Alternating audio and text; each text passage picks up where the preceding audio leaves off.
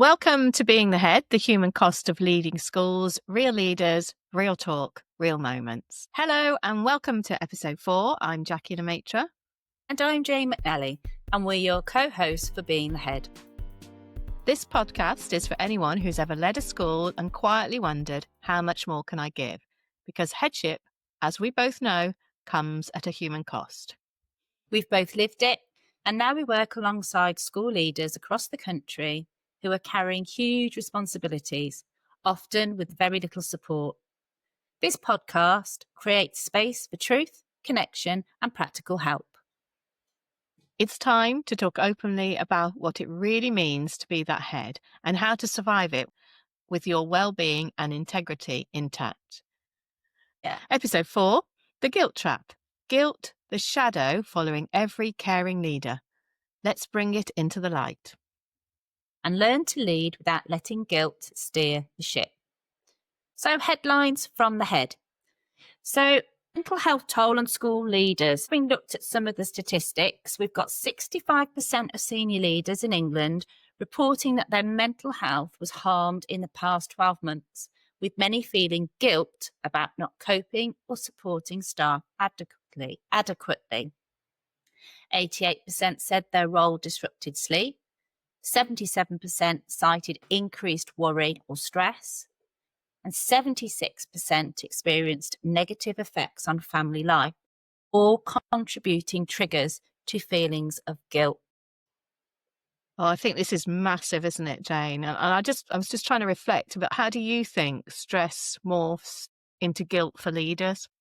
I think both of us have worked in the Catholic education. We used to say Catholic guilt, but I think it's guilt because I think for us it's a vocation, isn't it? We love our jobs. We want to make sure that we're doing the best we can. And when we can't get something sorted or things, it's that guilt that sort of eats away.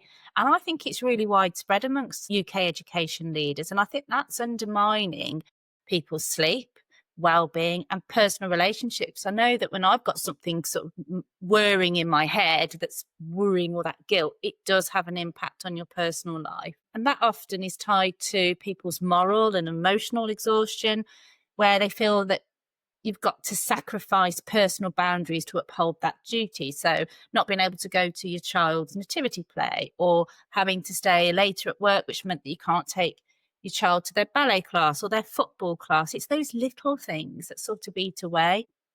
And I think also it's that when you feel that you're letting down that pupil or staff. I think for me, the biggest guilt I used to feel was when I used to take time off because I wasn't well. You're not well. I'm not well, but I used to feel really, really guilty about that. But it's not just a psychological thing. I think it's institutional and structural. I really do think within school leadership, it's institutionalized in a way.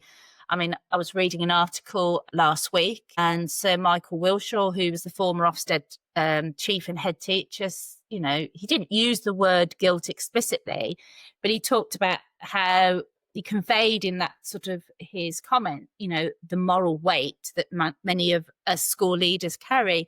I think his quote was, and it was in the Test magazine, "I hated to see children and young people being let down and failed by the system. And I always had to remind myself that youngsters have just one chance of a good education." And that's the one thing it is.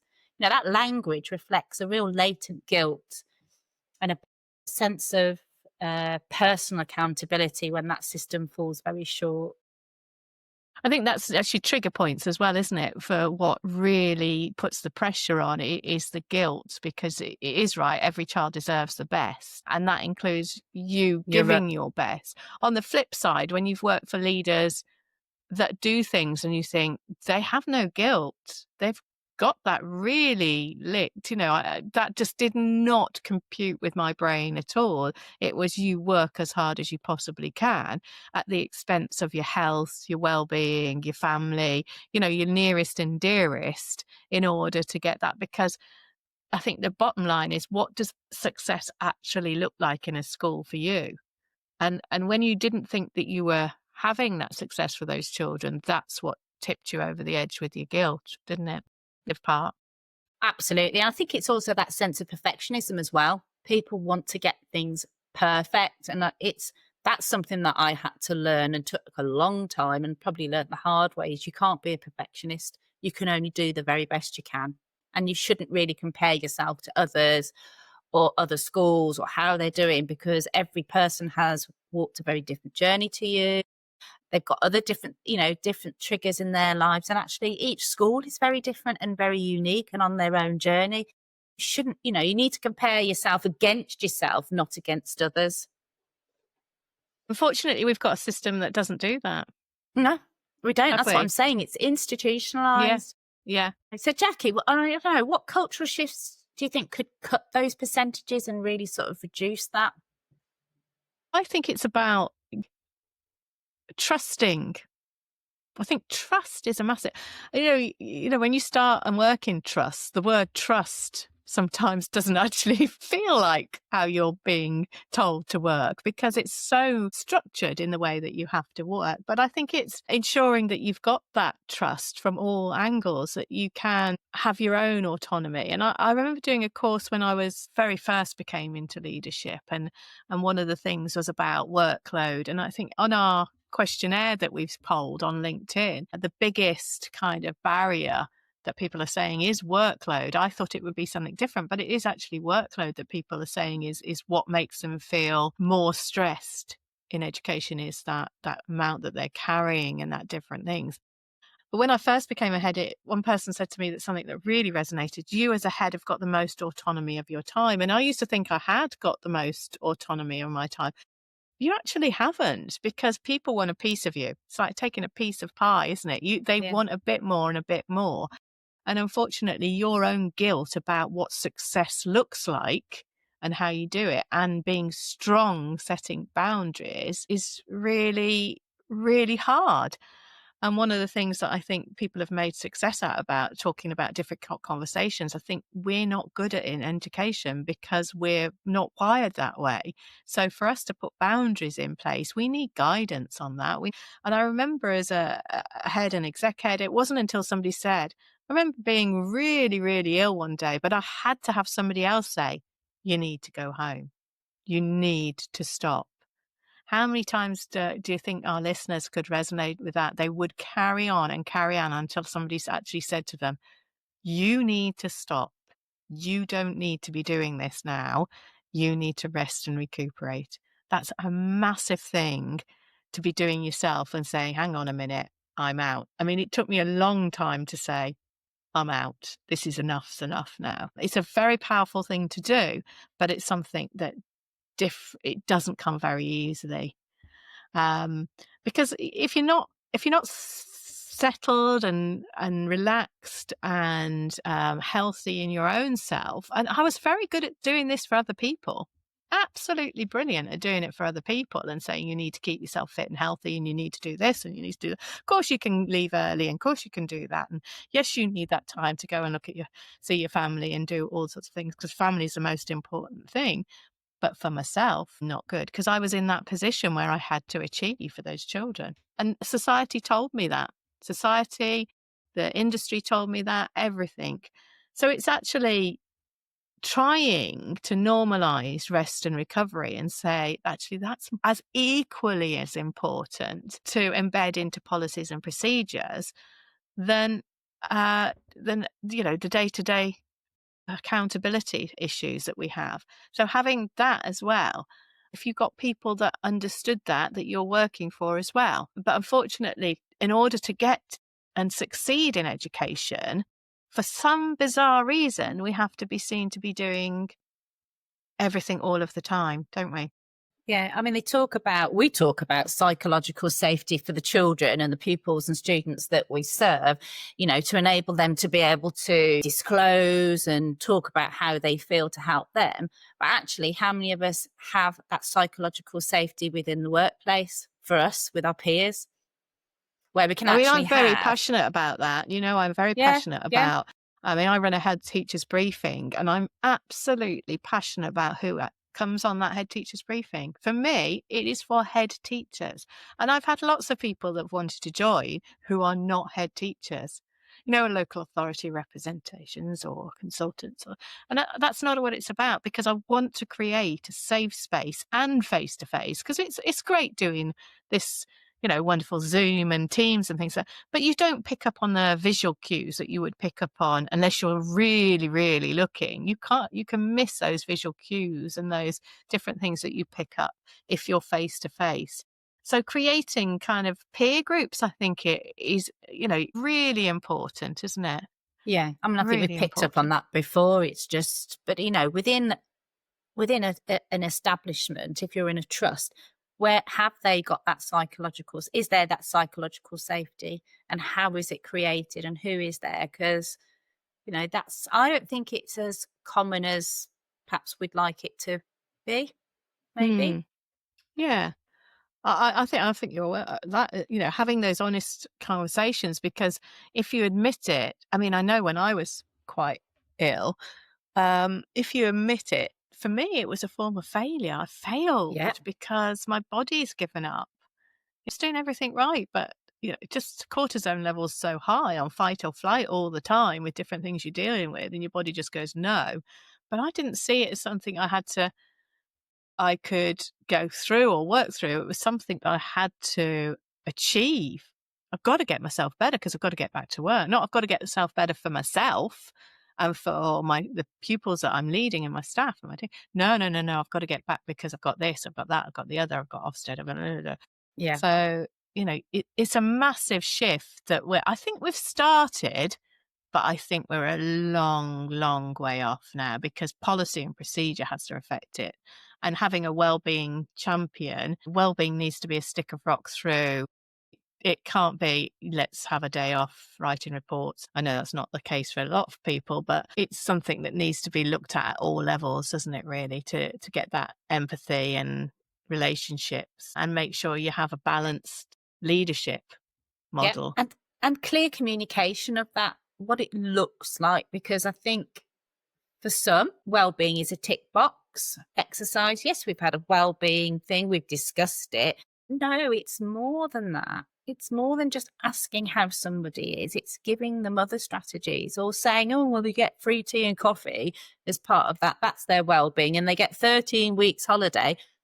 Surprisingly enough, those things are what have been said. 13 weeks holiday. But yeah, we get 13 weeks holiday and you get free tea and coffee. That's their well-being. No, that's Wow. not well-being. Oh, yes. Oh, wow. I But think well-being has got to be linked to attitudes. yeah, It's got to be linked to attitudes. I mean, culture is the massive one, isn't it? But I do think, when you look at those big companies, I don't know, I was always very interested in how industry was doing that and what could magpie from industry and bring into education. The aesthetics of places that you're creating in order to say, actually, you're valued here. You are absolutely valued here. And not just the aesthetics of where you're working, but also your culture has to be bang on right. But it comes from the top. And your big companies seem to understand that actually flexible working, and look at the hoops people have to go through for flexible working requests. that It's has bonkers, changed. isn't it? I know Has it it? I has mean, changed. I'm a bit out Yeah. of it. So you can now request flexible working on your very first day of actually starting a new contract. Right. Excuse me. Okay. But, that doesn't necessarily mean it's going to You're going be, to get it. you're going to get it. No. And I think you're right with attitude, but I think that attitude comes from an understanding of not yes, they need to understand what mental illness is, but about mental health and mental well-being. What is that? What does that look like? And it's not the same for every person. And you're right, it does need to come from the top. It does need to And do you come think from the that's a top. tolerance thing as well? I'm listening as you're talking, Jane, about tolerance to people, because how you deal with things will be different to how somebody else deals with things. Yeah, I think it's a tolerance, but I think it's a tolerance based in an understanding, and Yeah. making a choice to understand, actually, where is that person coming from. And you can Mm. only do that if you've got a place where people feel that they are trusted and that they feel valued. I mean, the number of comments I keep seeing on social media about, people don't leave the job because of the job, they leave it because Yeah. of the leadership and management. That is so true. Mm. Yeah. I mean, People, I think about don't you think about your own career? I think about my own career. And I think I wrote about this recently in a LinkedIn post about when I I think it was about 4 years in, and we had a swap of leadership. I started with an absolutely amazing head.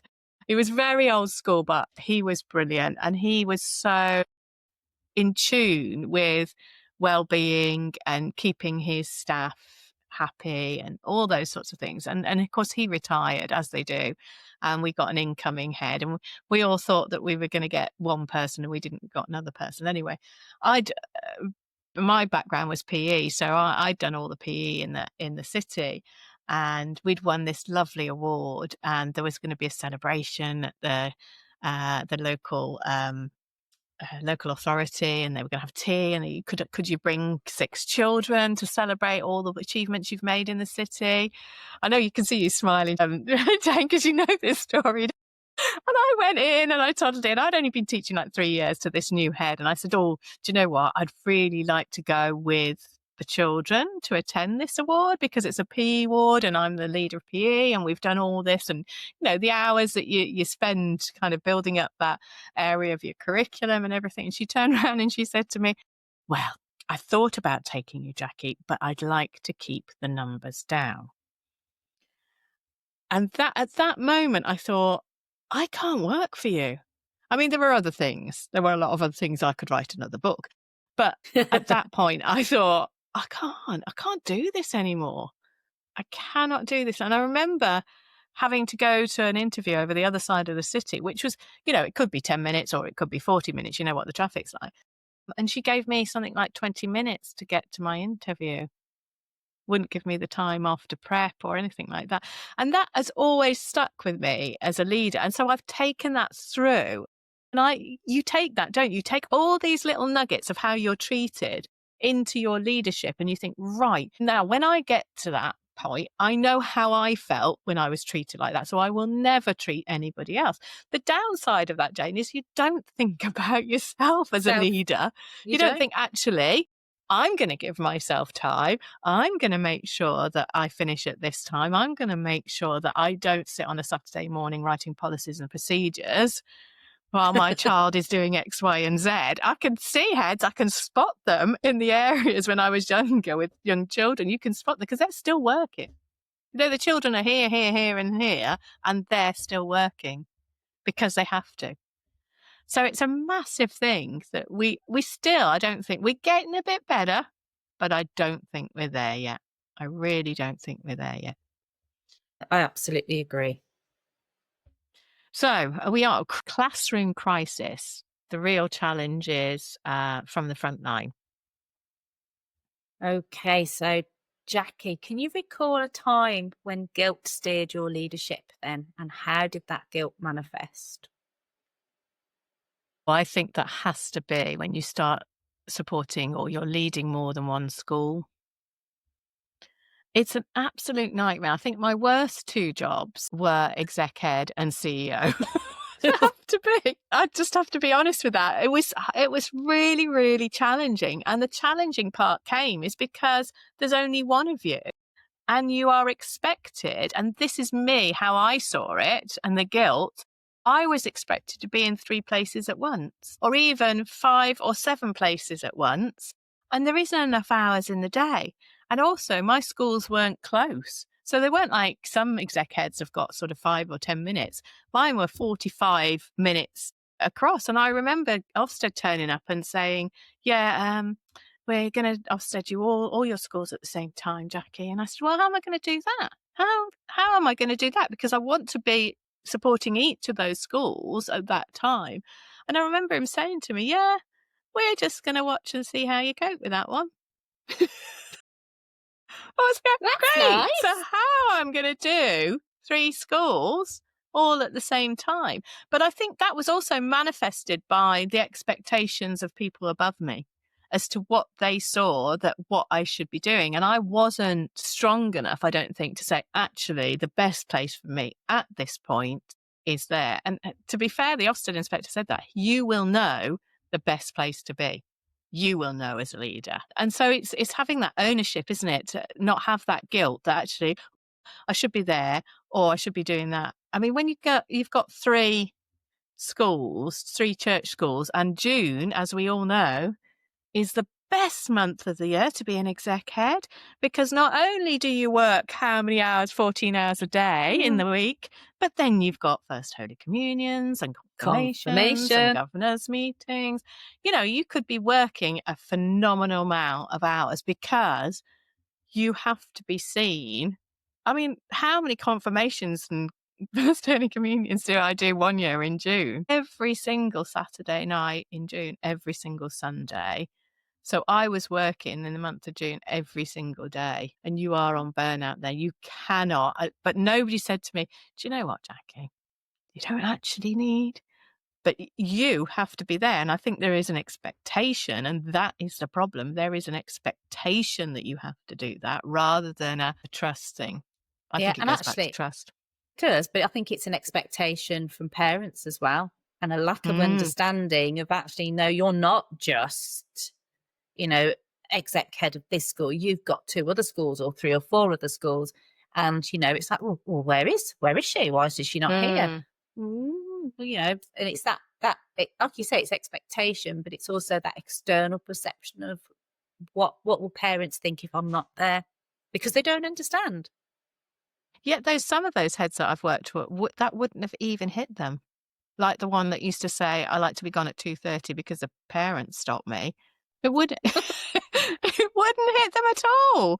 It just wouldn't, would it? So I can't comprehend with that. Look, why wouldn't you want people to respect you? And I think that's the thing, isn't it? You want them to respect you, but have we got to the point where you can be respected if you take and put boundaries in for your own well-being? Are we there yet? Nope. No, because I don't think we are we? No, because I think parents, external people's perception of schools is still very much what it was 10, 15, 30 years ago, that the head teacher role was a very different to what it is now, and a lack of understanding of what is expected. That accountability is enormous.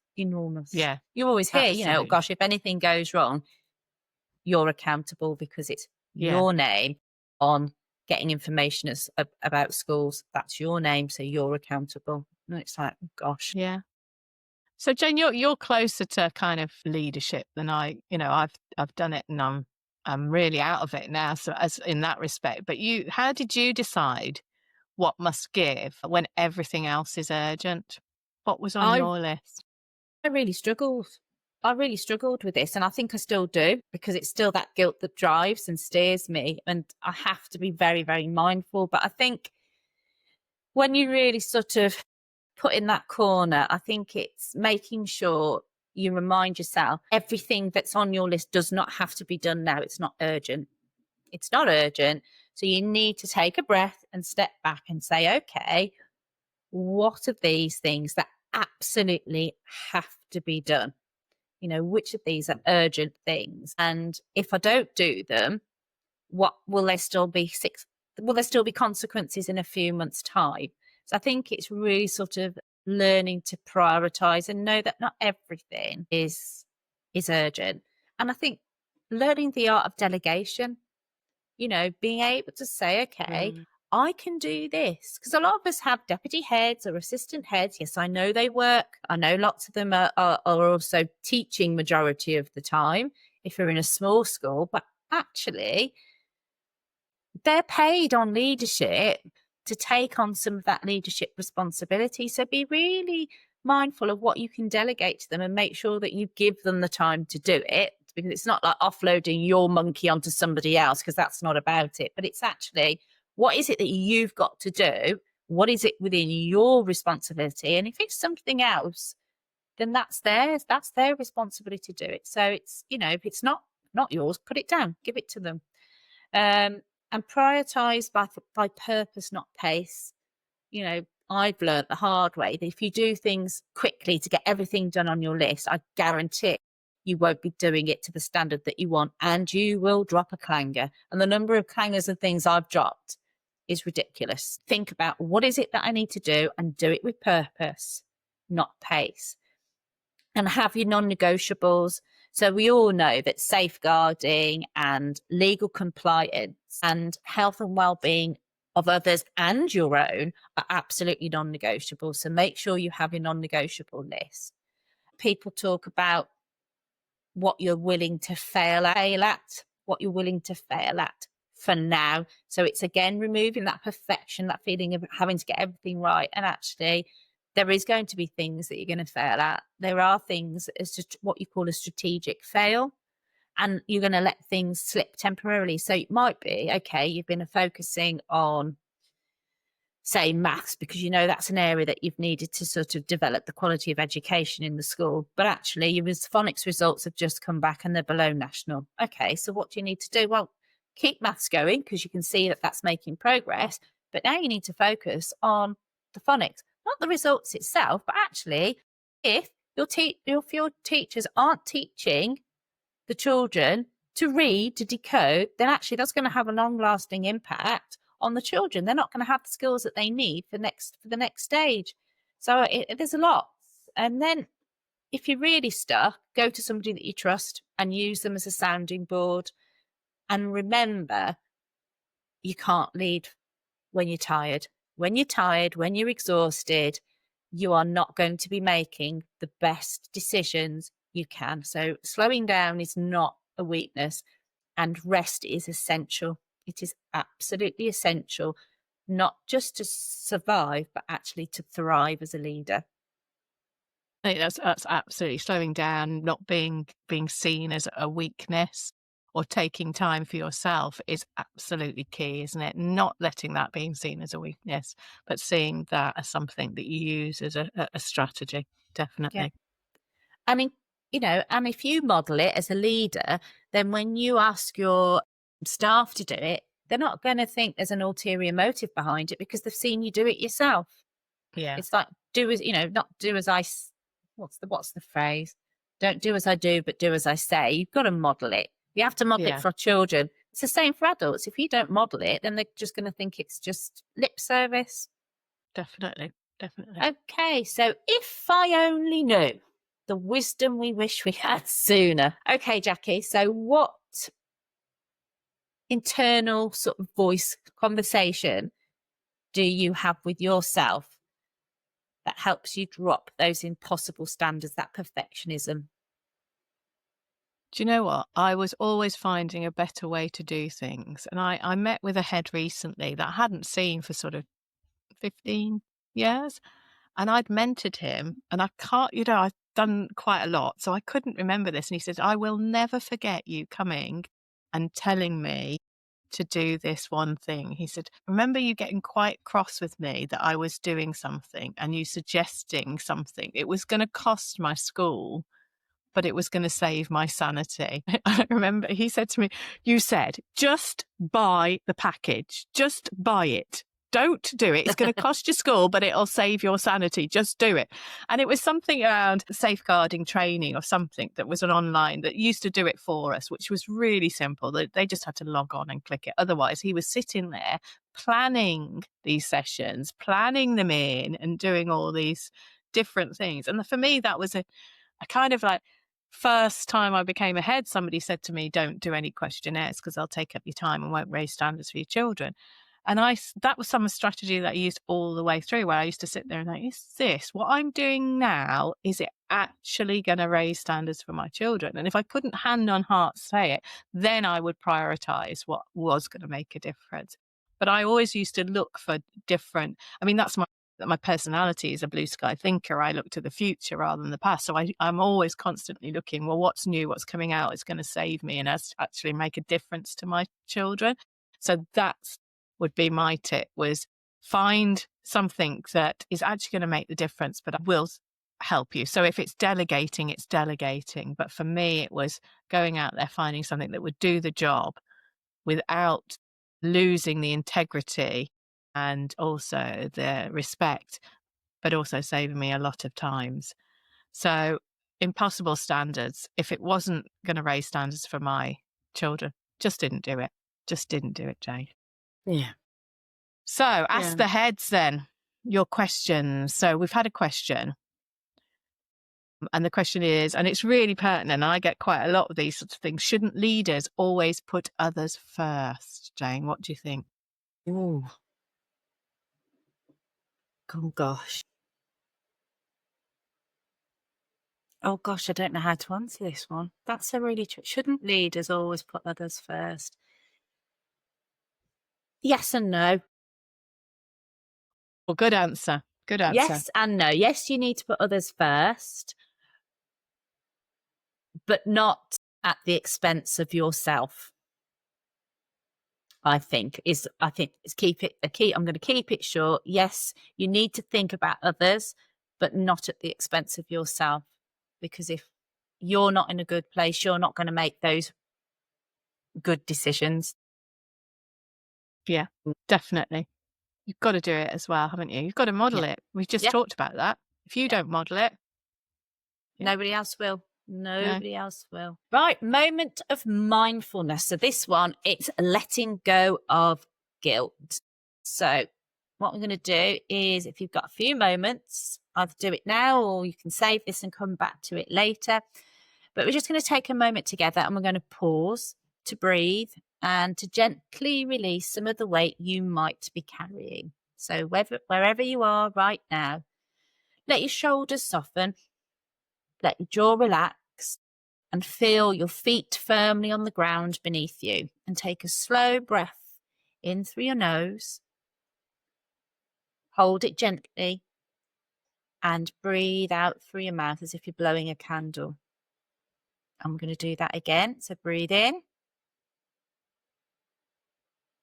hold, and breathe out. Now, quietly in your mind, just notice, are you feeling guilty? It's not good. It's not bad. It's simply how it is in this moment. And I want you to picture that feeling like a small leaf floating on a stream. You're not fighting it. You're just watching it pass by, being carried gently by that water. You don't need to hold on to it. Let it float and let it move on.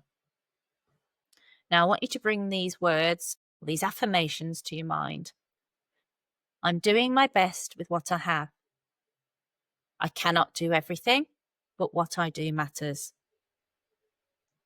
Letting go is not failing, it's leading wisely. You can take any of those that you resonate or anything that comes to mind and let that settle with you. Maybe write it down in a notebook or a post-it note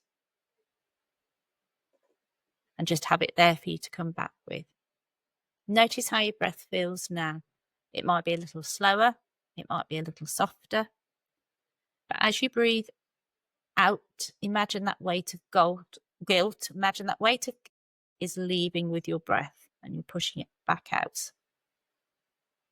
Feel your body becoming a little lighter, your mind a little clearer, your heart a little softer. One final breath in, hold it and breathe out. And remember, you lead best when you lead yourself with kindness.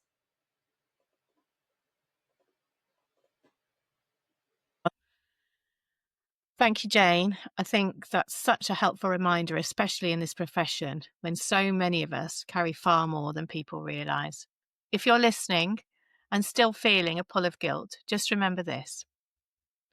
It's not a sign of weakness to step back. It's a sign of wisdom.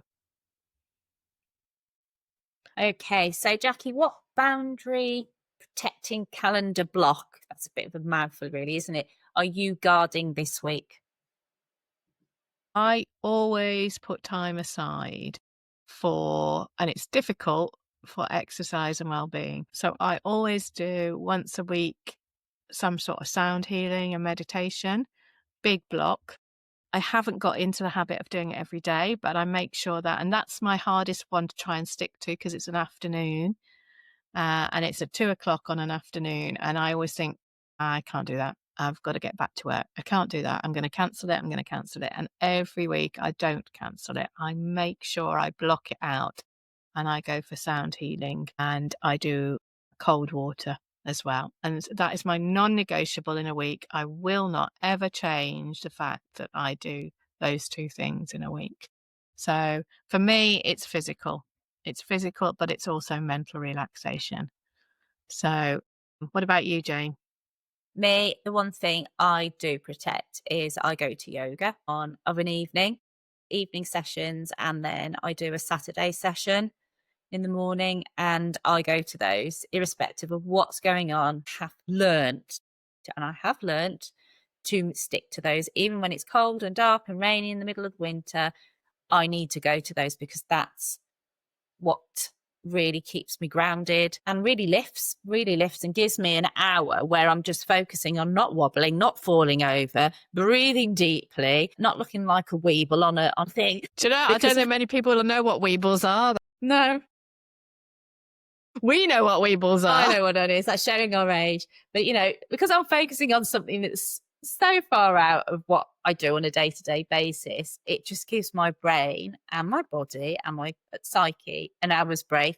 And that is so important. And I think it's, how can you as listeners schedule your own protected time? Just like you book a meeting in, just like you book parents' evening meetings in, you book time in your diary for your for whatever it is that you need to take that time for your own well-being, and put it in your diary and block it and stick to it. Thank you, Jane. Okay, so remember, rest isn't selfish, it's essential and sustainable in order for you to survive and thrive.